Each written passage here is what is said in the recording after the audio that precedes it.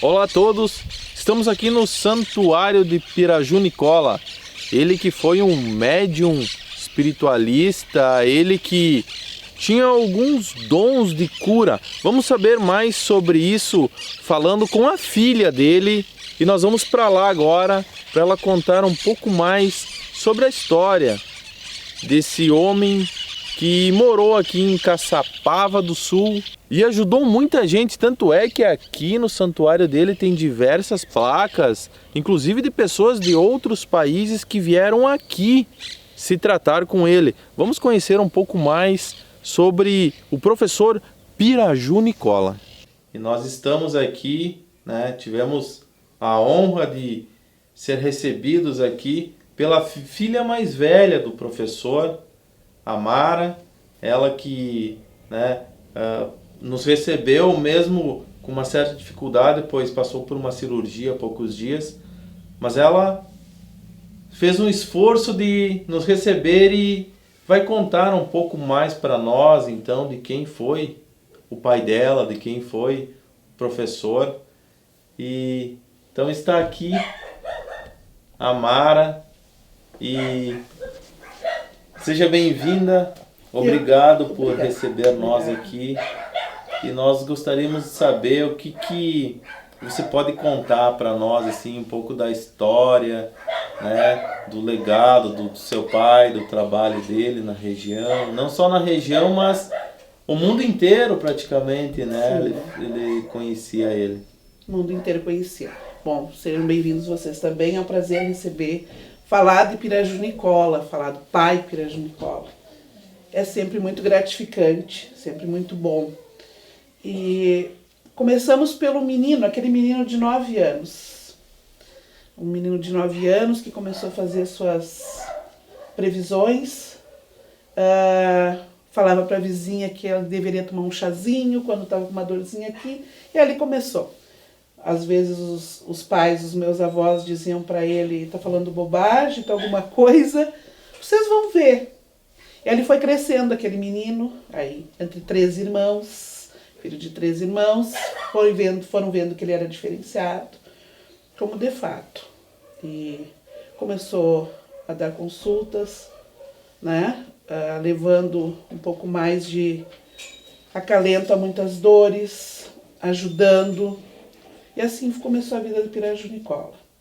Ele abriu um consultório em Caçapava, trabalhou também em Novo Hamburgo e fixou moradia aqui em Caçapava, onde a gente se encontra hoje. Nos deixou aqui que era para a gente ficar. E aqui ele abriu o consultório, atendia centenas de pessoas por dia. Muita gente vinha em busca, se não da cura, pelo menos para amenizar a sua dor, porque nem todos eram curas, Como até hoje existem os remédios, mas nem tudo é cura. Então era o espírito, era o corpo, era a mente. Era isso que ele tratava. De todos os lugares vinham excursões, de várias cidades. Ele atendia várias empresas. Ele viajava para o exterior, vinham buscar ele para atender pessoas que não tinham como chegar até ele. E aí começou. Legal. E ele morava aqui onde a gente está agora, nessa casa, ele morou? Ele morou nessa casa. Morou nessa casa, inclusive aqui, você falou aqui que era um cantinho também dele. Esse cantinho foi me entregue para mim. Ele morou antes de eu vir para cá, ele residiu aqui quando a minha irmã mais moça tinha uns 15 anos. E ele ia e voltava lá do santuário, porque ele precisava concretizar as coisas para qual ele tinha vindo para Caçapava, que era fazer o santuário. Então ele se mudou lá para o santuário, ele morou na Casa Grande, a gente morou lá também, nós éramos adolescentes, e ali ele começou a fazer o movimento do hoje santuário, que está lá, E o santuário, nós estávamos conversando, você me contou que todo o santuário, a gente primeiro imagina que foi construído depois, mas foi tudo ideia dele. Foi tudo idealizado. Lá naquela parte abaixo, onde tem o consultório, a Casa Grande foi onde ele morou. Abaixo, ele também atendia lá. Então ele tinha temporadas que ele atendia aqui na cidade e outras ele ia lá para fora, ele intercalava. Ou seja, ele já mostrava para as pessoas aonde seria o final do começo, digamos assim, né? Aonde encerraria o ciclo e começaria outro. E ele usava muito uma frase que ele dizia assim: quem crê em mim, virá até minha frente e falará comigo. Para que não se sentissem perdidos. Então, aos poucos, ele foi levando o pessoal para lá, foi mostrando, né? E foi montando o consultório. E lá nas paredes, vocês podem ver, tem várias plantas do consultório, de tudo que era para ser o santuário, dentro da onde ele atendia as pessoas ali. Então, ele foi montando. Nada foi feito no momento, após a morte dele. Ele fez tudo antes. Tudo antes. Ele trouxe tudo antes. Tudo que vocês encontram lá, a energia, as religiões, ele unificou no santuário. Você estava me falando que lá tem algumas imagens, né, que inclusive o pessoal mandou vir de fora do Brasil para ele, né? Isso. Tem, ele não era de uma religião. Não, ele não era, ele era de Deus, digamos assim, de Deus, era amor, era cura, era uma palavra. Tu chegava na frente dele, era assim que ele agia, tu chegava para conversar com ele, parece que o teu problema desaparecia, ele se diminuía. Poxa, mas eu estava tão desesperado. Não era isso. Te mostrando que não precisava ter desesperado. Ele te acalentava o teu coração e aí ele agia. Ele recebia os ciganos, os kardecistas, católicos, umbandistas, todas as religiões. É a casa de todos ali. Todos aqueles que têm a força, que têm a mesma intenção, o mesmo caminho, que é da cura. A cura em todos os níveis que ele falava. Interessante. E a gente costuma, digamos assim, a entender ou a encontrar nos dias de hoje as pessoas que trabalham com essas questões de cura, enfim, mais espiritual, em centros espíritas. Aí também não é o caso, né? Ele não tinha um centro espírita. Ele não tinha doutrina espírita. Ele tinha um dom. Ele tinha um dom. O dom da visão, da clarividência, ele tinha da sensibilidade, né? Ele podia prever, ele falava no teu passado, o teu presente, em questões de segundos. O passado, o presente e o futuro, os três juntos. E ele te colocava seria uma previsão, tá conversando contigo daqui a 10 anos, tu vai passar por isso, isso, isso, isso. Ele trabalhava sozinho, ele não... Como é que eu vou te dizer? Até uma ocasião veio um menininho numa consulta, se me permite falar. Ele veio com a mãe e foram fazer uma consulta e eu era secretária dele. A gente passava por bastante emoções em todos os níveis, né? De alegria, de tudo ali, mas não se sabia o porquê, a não ser ele próprio, o porquê a pessoa estava ali dentro. E aí aquele menino veio e disse assim, eu vim com a minha mãe, mas o que ele faz? Ele coloca a carta, ele coloca búzios. Não, ele olha para ti e te decifra, como um raio-x da tua vida, tu entendeu? Ele entrava em ti e te decifrava tudo. Era assim, era Pirajuí Nicola, trabalhava sozinho e com estes dons que ele tinha. E vinha muitas pessoas comuns, pessoas importantes, atores, enfim, artistas, e não vem ao caso citar nomes aqui, mas o pessoal procurava. Isso foi uma divulgação que foi acontecendo do boca a boca, do resultado das pessoas. Exatamente. Um foi passando para o outro, ele ali no canto dele, quieto, e as pessoas vinham até ele. Foi assim que... E você falou que ele tinha até uma bandeira, né? Tinha uma bandeira. Essa bandeira era o mundo, eram as energias, era a força, e ela te dá o caminho, ela tem muitas...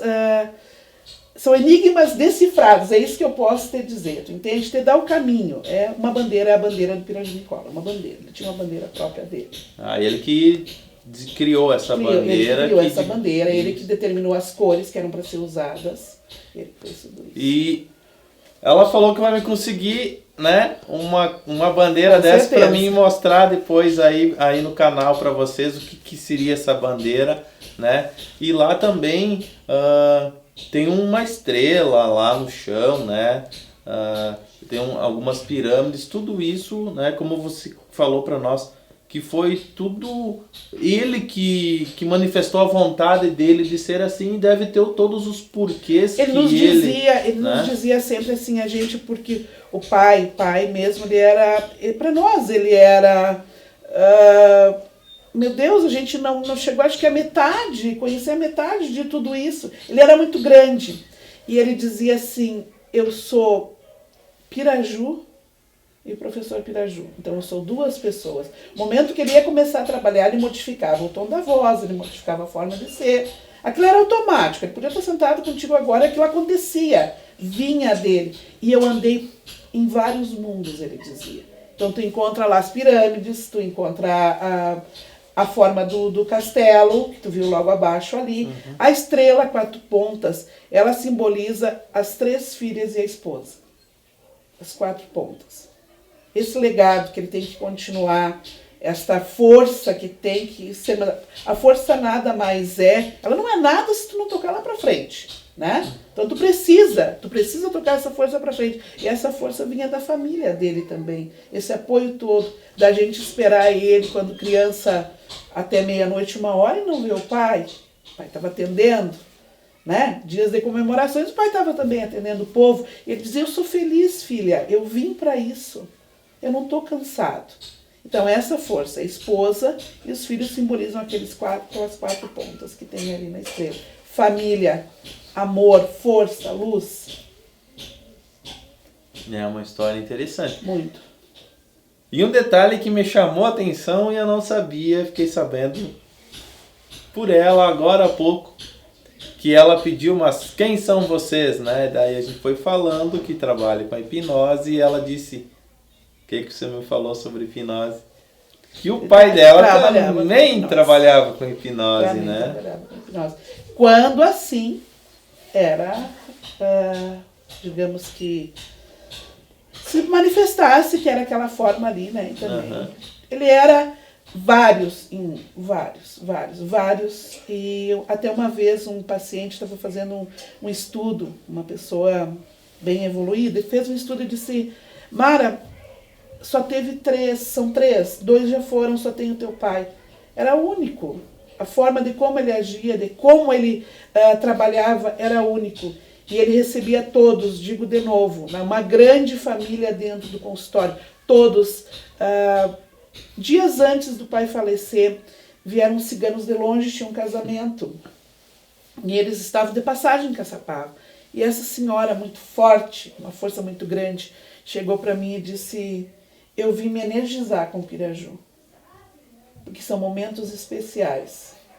É como se todos tivessem sido instados a estar naquele momento, aqueles que tinham uma força maior, né? Aí tu olhava para dentro do salão, sala de espera, que era imenso, tu tinha uma senhora, uma cigana conversando, um padre, um médico e outros religiosos. Ele era muito grande, muito grande. E tudo isso é autodidata, tudo isso é como você relatou, relacionado a dons, ele não buscou, ele ele não estudou, ele nasceu assim, ele manifestou assim e ele foi indo em busca disso. Enfrentou muitas pedras no caminho, enfrentou. Porque falar em cura, falar em amor, falar da forma como as coisas deveriam e tem tudo para mudar, não é fácil. Ainda mais nos dias de hoje, né? Os dias de hoje. É muito complicado, é muito estrelismo e ele sempre trabalhando no anonimato, né? Uma pessoa muito humilde, ele dizia sempre, humildade, a pessoa tem que ter humildade no coração, eram frases dele, e dê tempo ao tempo. Às vezes ele dizia como? Dê tempo ao tempo. Humildade. Vinham buscar ele aqui em Caçapava, vinham motoristas de empresas, empresários de fora de toda a região. Ele chegava para dar palestras, humildemente esperando no cantinho dele a hora dele ser chamado para entrar na sala do superior. Esse era Piraju Nicola. É uma história muito bonita, né?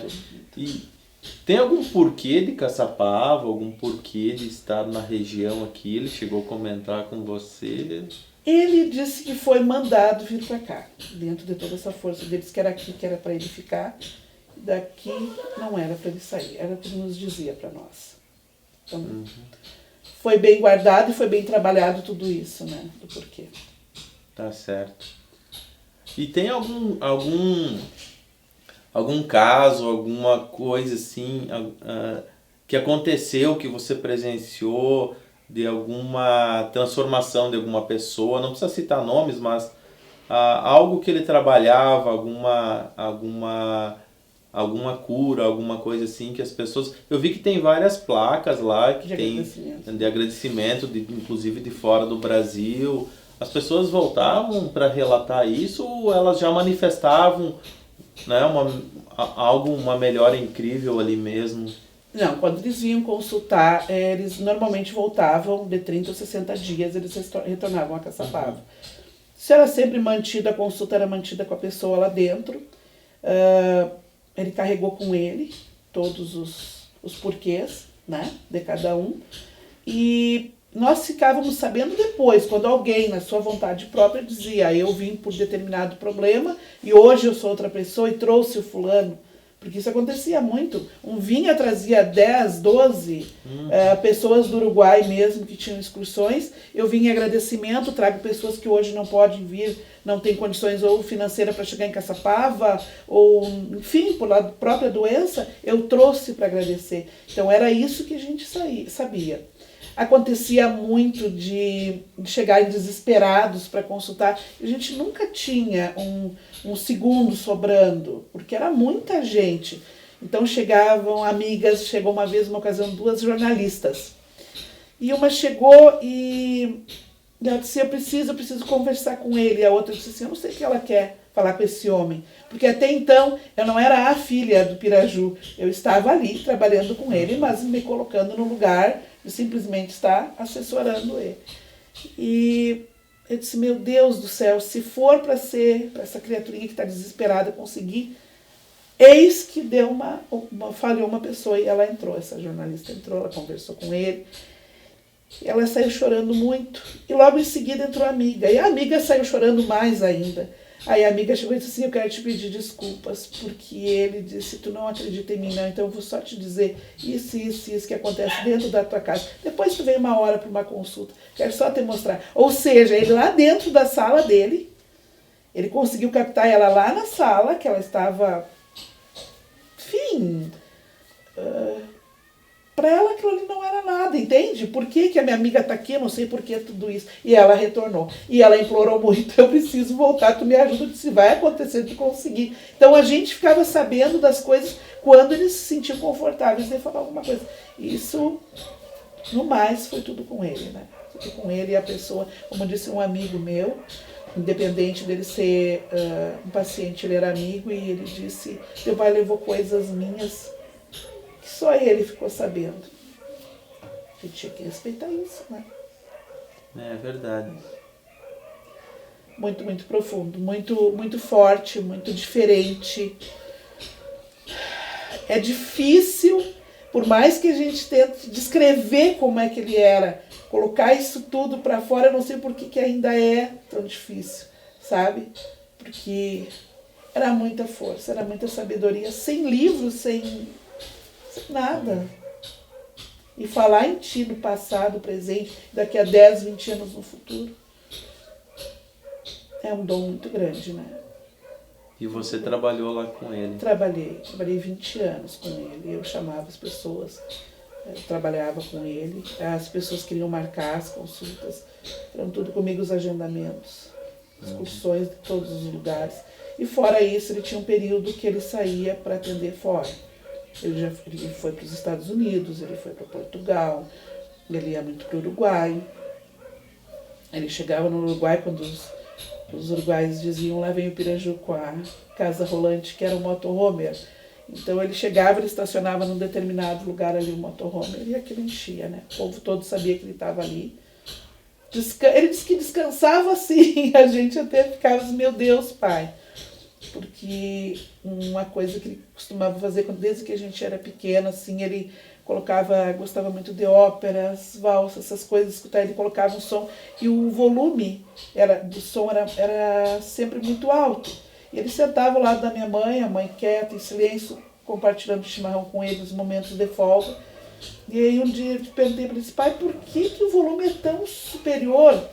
Eu preciso calar, porque senão é o tempo inteiro ele ficava trabalhando, ou seja, ele conversou contigo lá dentro, ele está trabalhando, ele não parava nunca. Eu estou trabalhando as pessoas, e eu não. Então ele queria cessar um pouquinho aquilo ali, ou que aquilo ali deixasse o Piraju um pouquinho, tomar um chimarrão e escutar música, né? Então assim funcionava. Legal. E como é hoje para você, sem ter a figura do Piraju pai e do professor?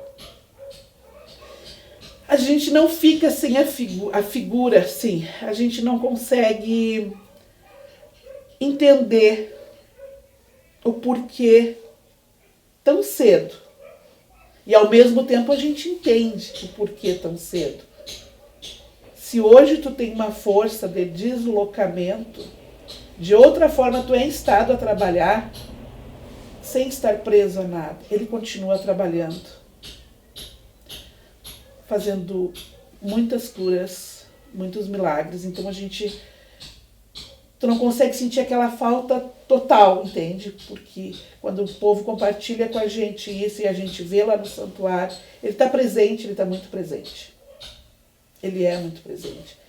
Ele costuma se manifestar para a gente também de várias formas, em dias que também é possível, porque ele não era só nosso, ele era de todos. Então a gente, no começo foi muito difícil mesmo.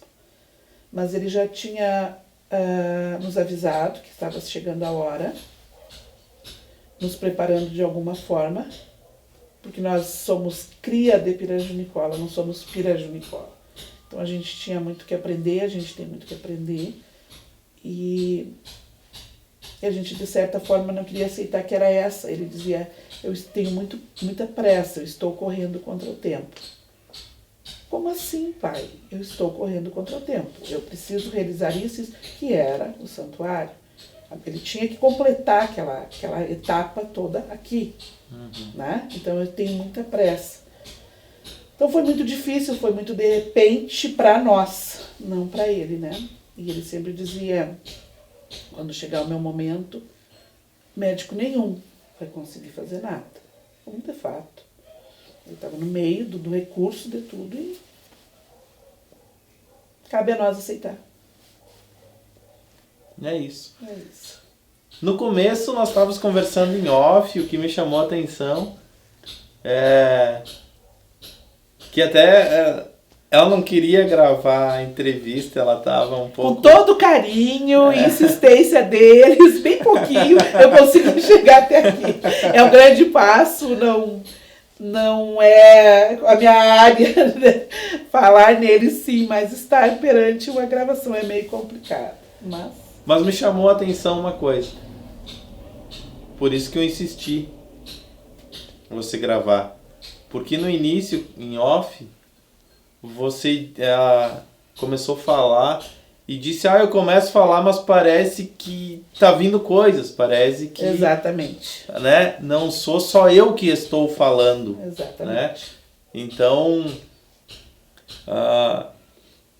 eu disse para ela que seria totalmente diferente se ela contasse essa história para mim e eu fosse transcrever, né, para o pessoal.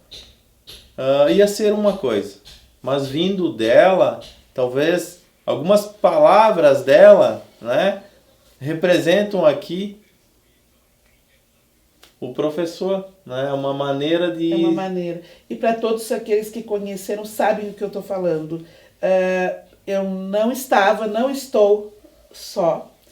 Ele tinha uma velocidade na voz que a gente custava aquele ciclo acompanhar e realmente continuamos não estando só. Né? Não estando só.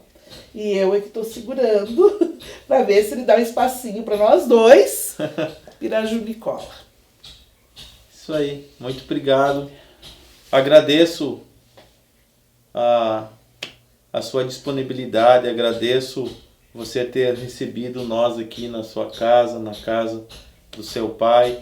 Agradeço, pois foi de última hora, né? Sim. Então você ter esse carinho de ter recebido nós aqui. Também ela faz um trabalho praticamente comunitário, mas é com os animaizinhos. Tem bastante cachorro aqui, né? Sim, bastante. Então é um trabalho assim que de alguma forma ainda continua, né? Um trabalho muito bacana, muito interessante aqui. Então agradeço mais uma vez por você ter compartilhado com nós essa história, né? O legado aí do professor, e com certeza vai fazer diferença na vida de muitas pessoas, e muitas pessoas a partir daqui vão conhecer um pouco mais. Quem não teve oportunidade de conhecer, né? Pode vir aqui, tem um santuário, tem uma energia incrível lá, nós estivemos lá antes, e por isso da intenção, né,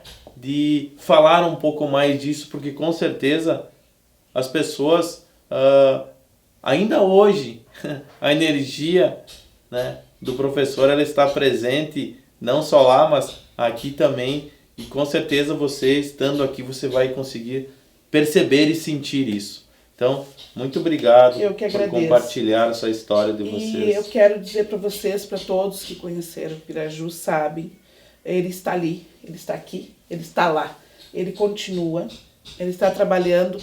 Então, torço para que as pessoas que têm a vontade, a necessidade de virem, consigam. É importante a água, é importante a energia que está lá dentro. Está ao alcance.